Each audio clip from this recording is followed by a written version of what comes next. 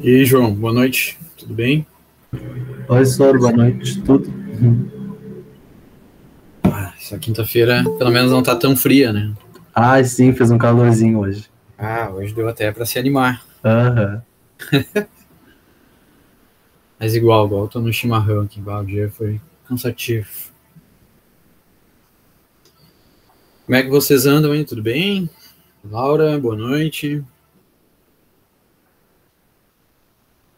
Esperar um pouquinho para a entrada do resto da turma. Avisar que a próxima aula, até eu vou esperar um pouquinho mais, mas já avisando. Próxima aula eu acho que já vai ser o professor Danilo, ele vai iniciar a sociologia com vocês. Aí a gente tem a reunião agora do Educa, acho que vocês podem participar também, certo? A gente estava abrindo para vocês participarem, que aí a gente vai definir se retorna esse período da sociologia, até porque o Enem está aí, né, em breve, e daí depois do Enem a gente não tem mais filosofia e sociologia, então seria interessante que voltasse esse período. Pelo menos vou fazer um lobby na reunião para isso. Ô, Sor, o Danilo vai dar em formato de podcast? Pois é, ano passado o professor Danilo gravava as aulas dele. Aí eu Sim. não me lembro se ele gravava num podcast ou aula ao vivo. Confesso que eu não consegui assistir, cara. Uhum. Mas é Ah, gravado. vai ser gravado. Ele dava em formato de podcast. É, né? E o que Uhum. vocês preferem, assim, de forma geral? O que tu prefere, João? Ah, eu prefiro aula. Prefiro a aula ao vivo. Legal.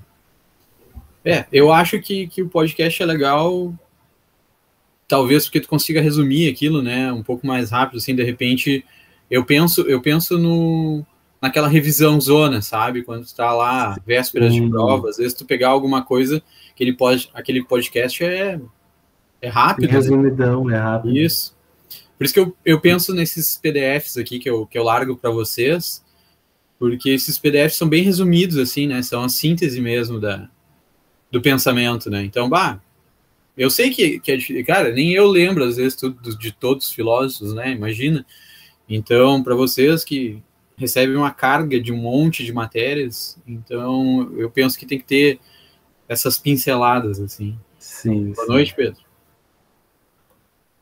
Mais por isso, boa noite, ó. Então tá. Então, como eu tava falando, agora que a gente já tem um pouquinho mais de gente, talvez a próxima aula já seja o professor Danilo. Vocês dão uma olhadinha ali pela planilha. Eu geralmente costumo botar minha aula no domingo, assim, na segunda, domingo já tem lá. Se eu vou dar aula na quinta-feira, eu já boto qual aula vai ser, já lanço o PDF e já lanço a apostila. Eu tô devendo colocar as aulas lá no YouTube para vocês, tá, pessoal? Isso aí fica a minha dívida. Bom, vamos para Hegel, é um autor que eu tive que estudar bastante, que eu sei que o Pedro gosta dele. Então eu me dediquei a estudar Hegel para o Pedro não me pegar no meu calcanhar de Aquiles. Outra coisa que eu gostaria de avisar. No próximo semestre eu tenho que retornar com minhas aulas da engenharia e eu não sei como é que vai ficar para o próximo semestre, sendo que há uma probabilidade de ser presencial, né? E daí, sendo presencial, talvez mude alguma coisa de grade de horário. Mas aí eu aviso vocês, porque aí eu vou ter que jogar minhas cadeiras, ver como é que vai ficar lá a minha faculdade, tá bom? Mas vamos trocando ideia. Vamos lá, vamos para Hegel. Hegel é outro autor extremamente importante, né? A gente tenta usar bem o nosso tempo aqui. E, e eu tirei ele da epistemologia, né? E até o Pedro, de certa forma, me perguntou, né, sobre ele ser parte ou não da epistemologia, porque ele vem construindo uma gênese. Quando tu fala gênese, tu te refere à origem de algo, como aquilo foi criado, né? E sabe, Pedro, que essa pergunta me levou a um estudo meio profundo, né? E eu fui achar a resposta em Foucault, tá? Foucault vai dizer que o Hegel ele cria uma ontologia do presente, tá? E ontologia é um termo da filosofia que é o estudo do ser no presente, então, tá? Por quê? Ele faz uma crítica, o Hegel faz uma crítica, né, ao trabalho de Kant, mas ele não muda, digamos, aquela estrutura organizacional ou aquela relação que o Kant faz de organizar o método racionalista e o método empírico, trabalhando ele, então, na sua ideologia. O Hegel, ele é um filósofo idealista alemão, assim como Kant, mas por que não dizer que ele é um epistemologista? Ou seja, por que não dizer que ele mistura, que ele fala, né, na sua filosofia em si, sobre como adquirimos conhecimentos, sendo que ele vai falar muito desse processo histórico da nossa consciência. E eu acho que aí é que mora, Pedro, a grande sacada, entende? Porque ao momento que ele fala sobre consciência e não fala sobre conhecimento, né, ele fala do ser e sua subjetividade, e ele transfere isso, né, para conhecer o ser, para um estudo do ser, que é algo mais metafísico e não do ramo da epistemologia, que é um outro ramo, né? Então ele flutua, o Hegel, e é difícil de classificá-lo. Olha, eu mandei Whats até para professor meu, professor de teoria do conhecimento, porque é uma pergunta capciosa. As coisas não são lineares por vezes, né? Olha, ele está aqui e se ele passar essa linha ele não é mais. Não é isso. Digamos que o Hegel ele fica com o corpo entre as duas coisas, entre a ontologia e a epistemologia, né? Então, ele fica sobre essa teoria do conhecimento, sobre o estudo de como conhecemos as coisas e o estudo do ser, para trazer essa filosofia dele, certo? Então, eu gosto das perguntas de vocês, adoro que vocês participem, porque isso me faz me debruçar cada vez mais, e agora eu estou com um certo tempo para isso, então eu passei a semana toda estudando Hegel, vendo um monte de coisas, cheguei a tirar minhas caixas da faculdade ali de cima, tirei o pó delas e, fui ler. E isso é muito bom, tá? Vamos falar sobre esse autor, então, que ele estudou teologia, então a religião é presente na filosofia de Hegel, tá?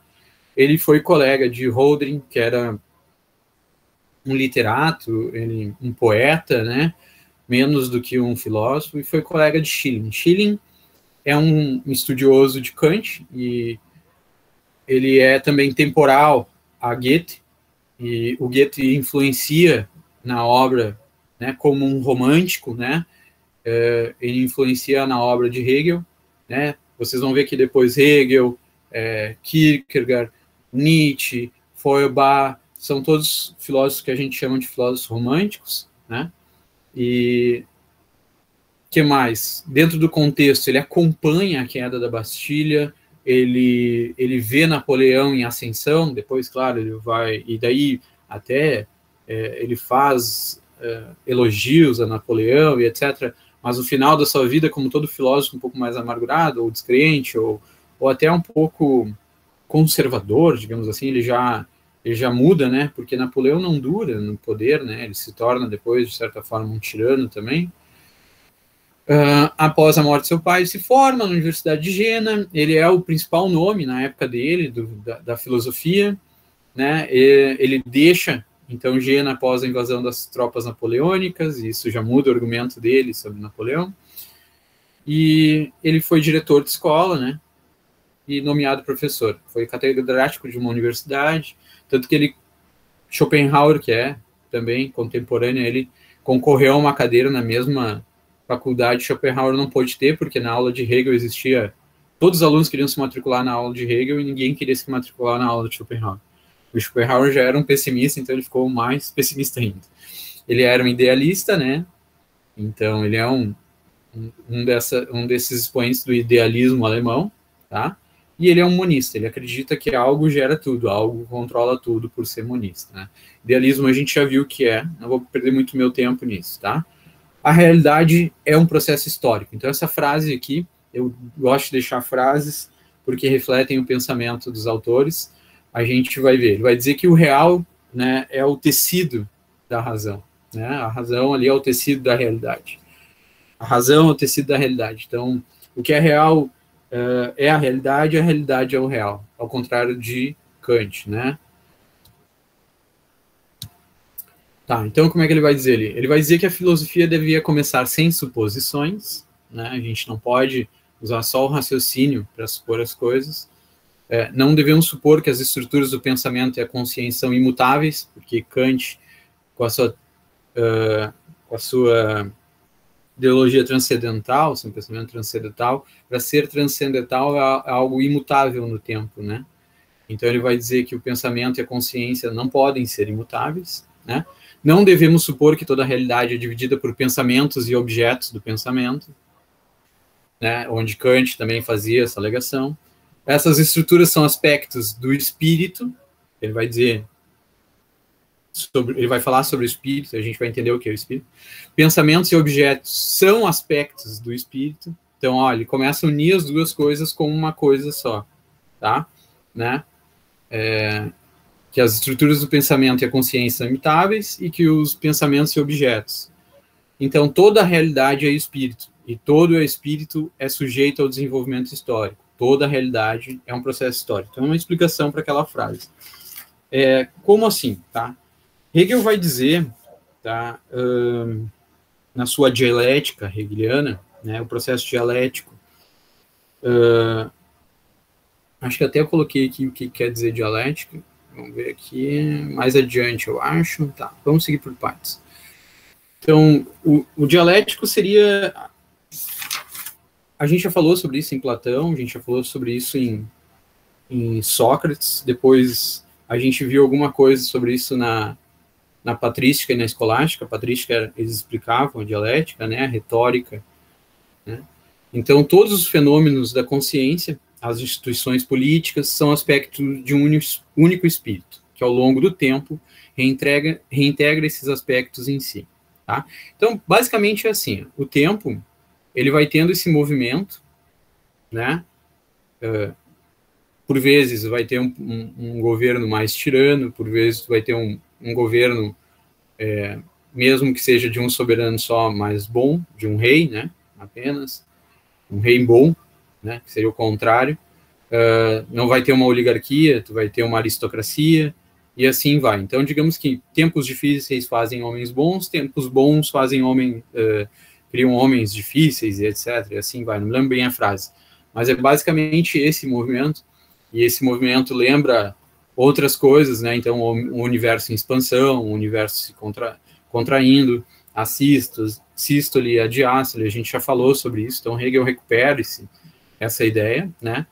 Onde ele vai chamar de um movimento do espírito, tá? E o espírito, que é o Zeitgeist, né? Geist é espírito, tá? Em alemão, e Zeitgeist seria o espírito do momento, né? Então, esse processo de reintegração é o que o Hegel chama de dialética, um processo que nós, enquanto aspectos do espírito, chamamos de história. Porque a nossa consciência, né, a consciência que a gente tem nesse momento, né, é a consciência do espírito, do Zeitgeist, do meu espírito atual, do espírito que eu vivo, né, da minha época, entende? Então, para ele, as verdades não são imutáveis. Bem pelo contrário, as verdades mudam, né, conforme o espírito da época. Então, ele era monista, acreditava que todas as coisas são aspectos de uma única coisa, porque ele acreditava num poder maior, né? Ele era religioso, né? Ele ascendia para o lado luterano das coisas, tá? E ele era idealista, ele entendia a realidade essencialmente como algo não material, tá? Então, isso completa, né? Esse pensamento monista dele. Vamos adiante. E ele faz a crítica a Kant, né, sobre a noção do mundo em si. Né? Para Hegel, o que existe é o que vem sendo manifestado pela consciência. Tá? A tua própria consciência. Ele vai dizer que tem 3 tipos de consciência. Se não me engano, tem um slide sobre isso depois. E o segundo apontamento seria acerca das suposições de Kant sobre a natureza e origem das categorias. Eu não vou adentrar sobre isso, porque não vai cair isso para vocês no Enem. Tá? Se a gente tivesse uma aula, a gente teria discutido essas categorias do entendimento, mas é importante que vocês saibam que ele faz críticas a Kant, né? e que essas categorias, né, o modo que tu entende o mundo sempre é dialético, né, e sempre sujeito à mudança, tá? Nunca é transcendental, nunca digamos que essas coisas que tu tem a priori, elas vêm do espírito, certo? Então a dialética de Hegel mostra como opostos alcançam a resolução. Um estado de tirania gera demanda por liberdade, mas uma vez que seja alcançada essa liberdade, só pode haver anarquia, até que um elemento de tirania seja combinado com liberdade, criando a síntese lei. Então, basicamente, é assim, tu tem um movimento que te força muito, que te prende muito, que é tirano, que te tira teus direitos, que te cerceia a liberdade. Então, esse é o movimento que existe, tá? Aí, digamos que durante a história, né, ela vai acontecendo, os contextos, os fatos e etc. Então, acontece um movimento de mais liberdade, que é contrário, é uma contraposição àquele movimento tirano, certo? Então, isso seria chamado antítese. E dessas relações entre a tese e a antítese, nós temos uma síntese, que seria um meio termo, que seria a lei, né? Então, um meio termo entre uma tirania, algo que te restringe demais, e muita liberdade, que levaria a uma anarquia, digamos assim, e a gente tem um meio termo, que seria a lei, tá? O que a gente pode ver disso na história? Por que acontece? Existia os pré-socráticos, depois vieram Sócrates, Platão, Aristóteles, então a gente tem um movimento, digamos, de ascendência ali, né? Então, pensamento flutuou lá no alto, conseguimos pensar grandes coisas, daí daqui a um pouco houve a queda da Grécia clássica, Atenas, etc. Tal. Nós temos o período helenístico, etc. Então, nós temos um período tirano ali para o pensamento, né? Daí depois vem o período cristão, etc. Ele vai dizer que é importante o período cristão, onde o homem assume seus momentos de liberdade, mas ele não deixa claro que homem é esse, né? Ou se ele deixa claro, é o homem luterano cristão, né? E daí para se reencontrar em um outro momento, né? Eu tô fazendo uma síntese bem grande da coisa aqui, mas seria isso, tá? E o Hegel, ele é um cara que não é nada humilde, né? Na verdade, ele vai dizer que o movimento dele é o melhor movimento de todos. O momento que ele está, no ponto histórico que ele está, é onde o espírito seria o absoluto, e que ele seria o grande filósofo, né?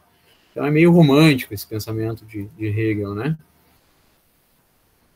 Tá? E falando sobre a dialética, né, para não deixar de explicar o que é a dialética, né, eu tinha até anotado um outro termo aqui, que a dialética vem do termo do grego dialegen, né, que seria uma dualidade de antagonismo, de opostos, né, de dualidade, e o lético, que é apto, é capaz de falar, né. Então, para toda tese, existe uma antítese, né? Então, dialética é esse processo de conversarmos, de discutirmos, onde tu tem uma tese, que tem uma antítese, que tem, né? Uma tese é para quem não sabe o que é uma tese, digamos que é uma... Deixa eu pegar aqui, até fiz um outro...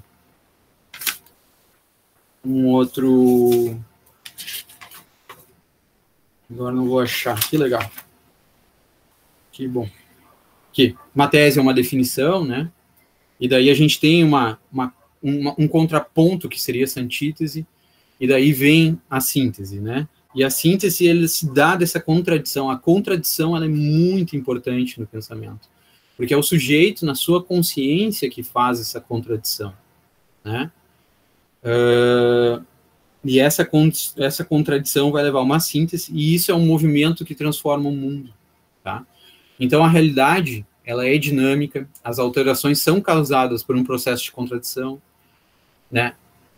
Ou seja, a dialética não é um método de pensar a realidade, mas um movimento real da realidade, está fazendo isso a todo momento. Então, no momento que Hegel explanava suas ideias, ele estava criando uma tese, aí vinha outra pessoa e criava uma antítese, e assim eles tinham uma síntese. Então, por isso que ele dizia que era um movimento real da realidade, né? A dialética, ela estava presente naquele momento. A partir de uma síntese, né, a resolução do conflito, né, entre tese e antítese, teremos uma nova situação que volta de novo no tempo, tá? O Zeitgeist, que é o espírito da Eve, para Hegel, era Napoleão, né? Ele personificava o espírito por levar a história ao estágio seguinte, né? A queda da Bastilha, Napoleão ascende, mas depois ele vai também contradizer Napoleão, enfim, contextos, tá? E a liberdade, ela deve ser limitada para assegurar o seu exercício. Então ele vai pensar que o Estado ele é necessário. Por que ele diz isso? Tá? Por que ele acha que o Estado é necessário?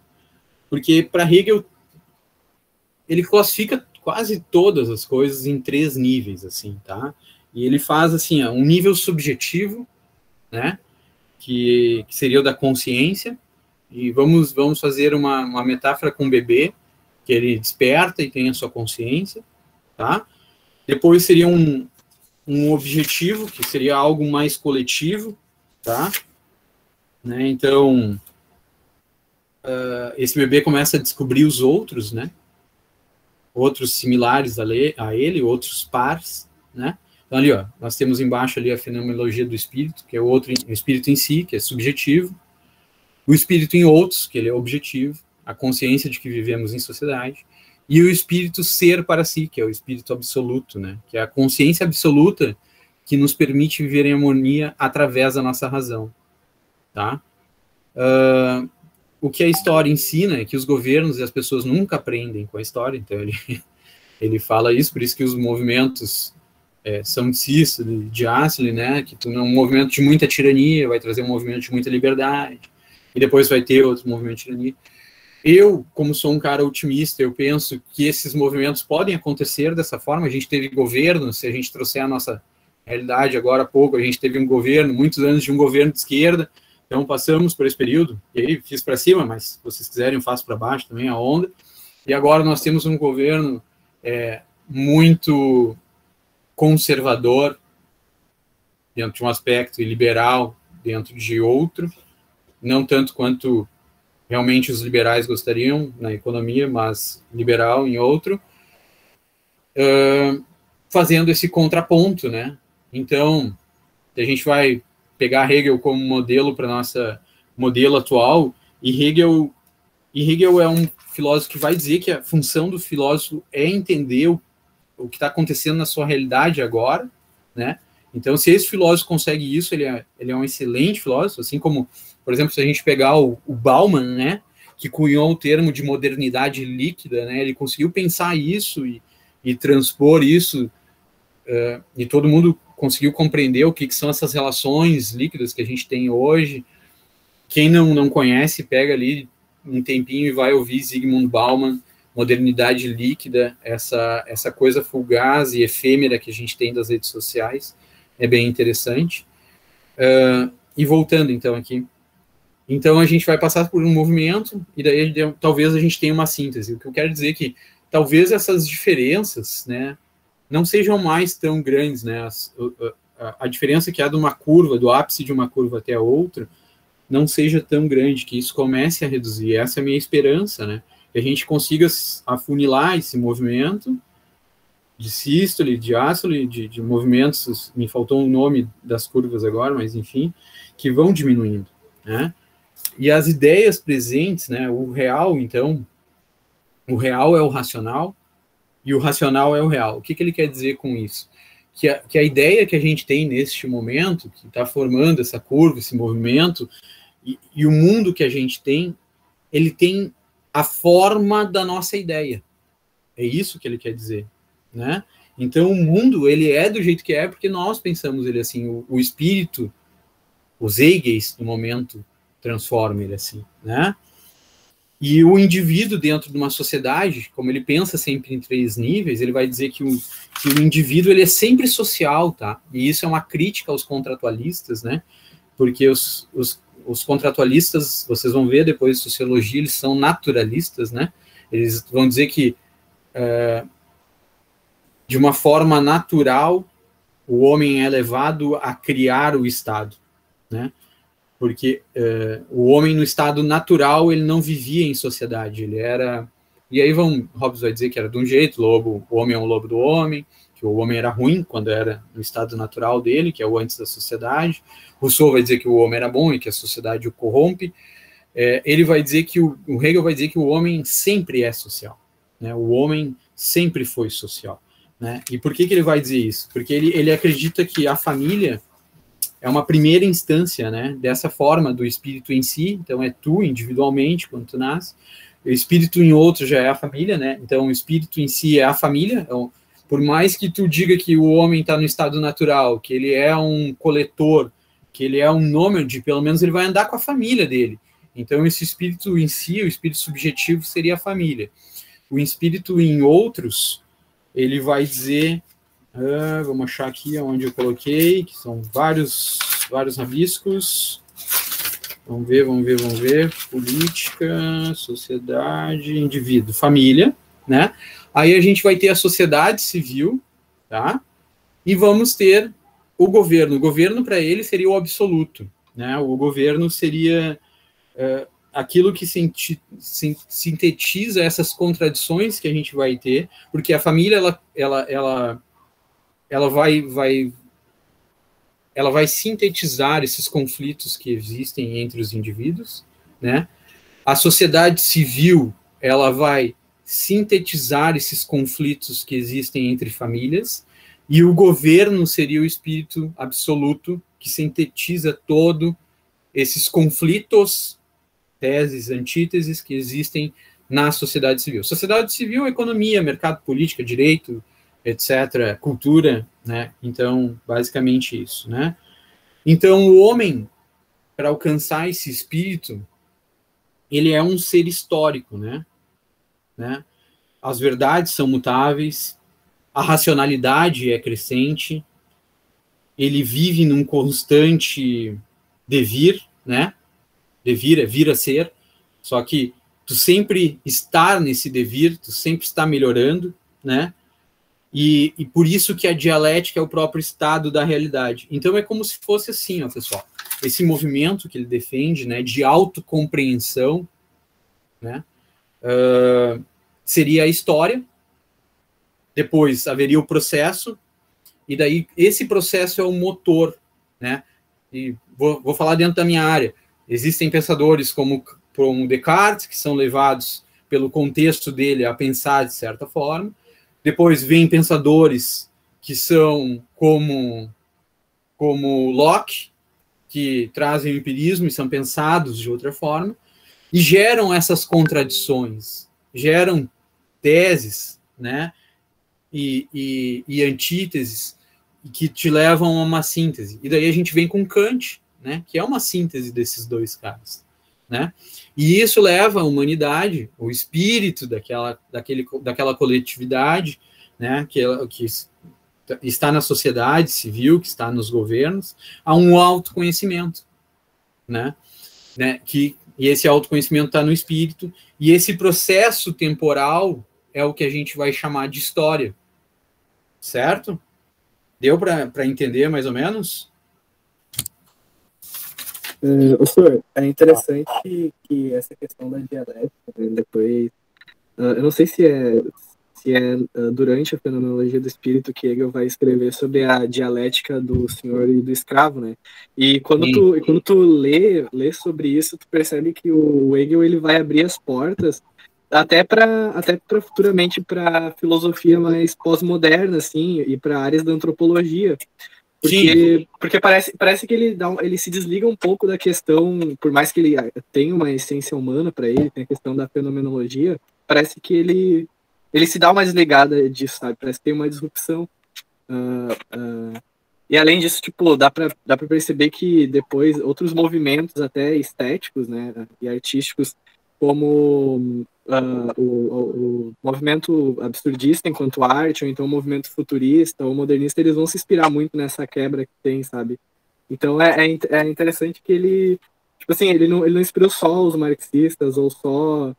até, por exemplo, eu sei que Foucault não é totalmente hegeliano, né? Tipo, ele tem até algumas críticas, aí o pessoal diz o Foucault bateu de frente com Hegel, mas é muito difícil de ganhar de Hegel, né? Ele é um filósofo muito difícil de conseguir passar por cima dele para comprovar alguma base para a tua teoria filosófica, né? Mas é interessante que ele vai se apresentar na maioria dos filósofos modernos, até aqueles que que não tem tão a ver com ele, ou então tem a ver com a estética, sabe? Até mesmo com o Camus, que cria o absurdismo depois. Acho que sim, Pedro, porque ele mistura muitos elementos e ele fala sobre muitas coisas, né? Só que toda essa fenomenologia do espírito, essa dialética hegeliana que a gente está falando, a gente acaba falando sobre uma maneira de conhecer o mundo e, ao mesmo tempo, a gente está falando do indivíduo em si, né? Do ser, né? Essa discussão do ser ontológica, do ser em si, de como ele vê as coisas, da representação que ele tem, que vai levar a uma antropologia depois, e Feuerbach é um discípulo de Hegel, e ele vai tentar sintetizar a religião de uma forma a teologia, né, a filosofia de uma forma antropológica até, tá? Né? Levando um subjetivismo, assim, sabe? E ele influencia tanto porque depois tu tem contraposição do Hegel em Schopenhauer, tu tem contraposição em Feuerbach, que é importante também para o pensamento marxista. Então se fala, inclusive, que se tu não entender o Hegel, tu não entende Marx, né? Porque Marx, o jovem Marx, ele era um jovem hegeliano, né? Da esquerda hegeliana, que é um movimento que rompe com a burguesia, que não quer um Estado absolutista, né? Porque é um desses movimentos, já que Hegel defende que o Estado é o espírito absoluto, então ele dá autoridade para o Estado e retira direitos, de certa forma, né? Porque o sujeito tem que ser coletivo, tu entende? Tu tem que abrir mão de certas coisas tuas, né? Para que o Estado exerça, né? Mas ao mesmo exerça todo o seu poder, porque ele é o resumo, ele é a síntese da coletividade, mas ao mesmo tempo o Hegel admite, e aí tá um lado meio, não gosto de usar esse termo, né, mas é que ele fica fácil de compreensão, maquiavélico, ou né, um termo meio maquiavélico de Hegel, porque ele vai dizer assim, o Estado contém a moral, mas ele algumas coisas são necessárias, tu entende? Por exemplo, assim, foi necessário que tivéssemos movimentos tiranos para que depois tivéssemos movimentos de liberdade. Ele vai representar de certa forma assim, né?